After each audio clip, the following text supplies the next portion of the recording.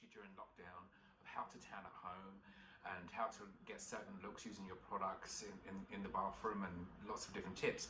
However, what I thought I'd do this year is something a little bit different, and something I'm getting asked about a lot at the moment, and that's the thought of going back to the salon or having someone come and do a treatment for you, which is something that's not really been allowed for the best part of a year. I know we had that little slight time where we could go out to the salon again last summer, but it seems a million years ago now, and people are excited to have something done at home or go to a salon and be in the salon environment and just be pampered to look and feel fantastic. It's all about well-being and looking after yourself and looking good.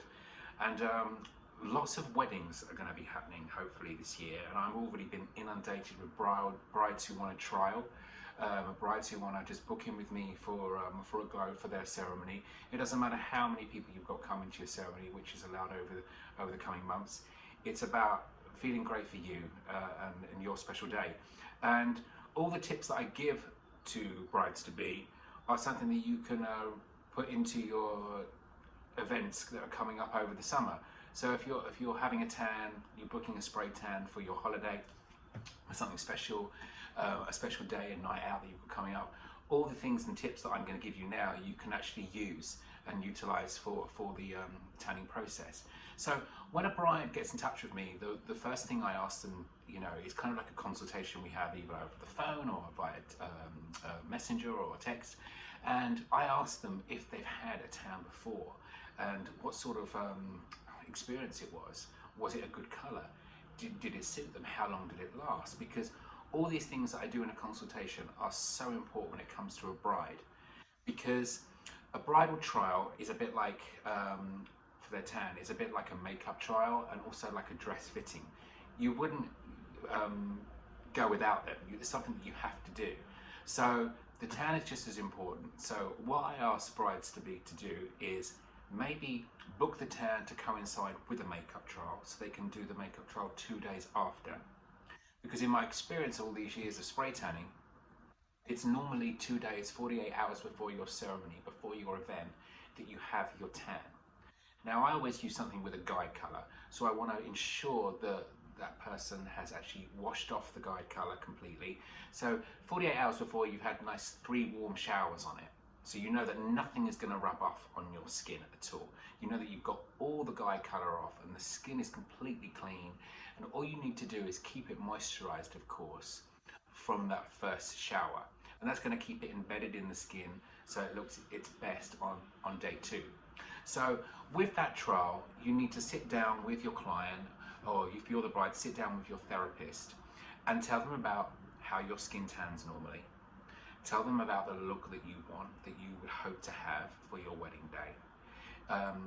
The therapist is going to look at your skin colour and then decide what is going to be the best product, because there's so many tanning products out there now. Now, I've been a strong advocate of Fake Bake for many years, and just their original tan, which has been around for many years, going on 20 years now, is still one of my favourites for brides, because just one gentle coat, not a wet coat, not a thick coat, just one gentle coat, just seems to do the job. And also I've used, last summer, I used 60 Minutes by Fake Bake, because people were very sort of conscious of getting clean and washing their hands. So 60 Minutes can be washed off in an hour or less if it's just a very fair light glow, a dusting of colour that you want. Maybe leave it on for 45, 50 minutes. But that's what the trial is for. Your tanning trial is there for you to see how it looks on your skin, to gauge the colour day by day, and so you can then decide when it's going to be best. And like I said, if you can get that with the dress fitting as well, to have a dress fitting like 2 days after, or the makeup trial, that's ideal. A lot of brides-to-be, they say, I don't want to have the tan on my face because my makeup artist can match that, and that's fine. But if you are having the trial, maybe just have like a very gentle spritz of colour, so the therapist is not putting it on too thick, does it from a distance, and it's just a very light covering. Okay, now with all those factors, once you've booked your tan and you've had the trial, and you can then take a photograph of it every day so you can see how it looks on your skin.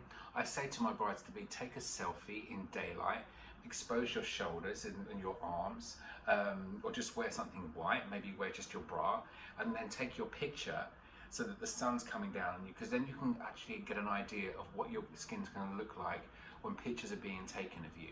A lot of brides just want the tan because if they are particularly pale, they don't want to sort of blend in with the ivory or with the white of their dress. So it's that kind of contrast.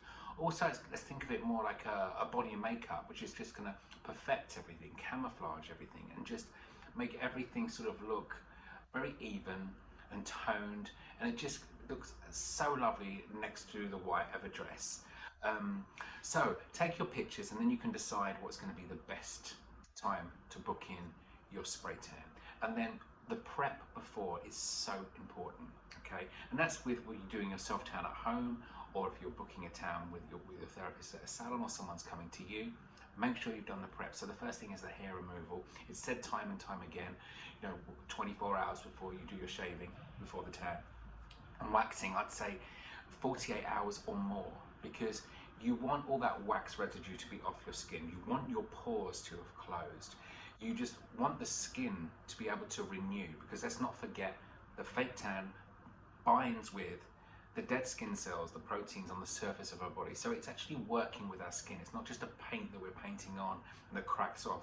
It's actually something more scientific that's working with our skin. So the waxing, a good 48 hours or more. And then before you have your tan, by all means, the days leading up to it, moisturize. But on the day itself, nice exfoliation, not too harsh, in the morning or the evening before, just to sort of renew, just to get any residue off, any oils, dry perspiration, any products like fragrance and body lotions that we've used.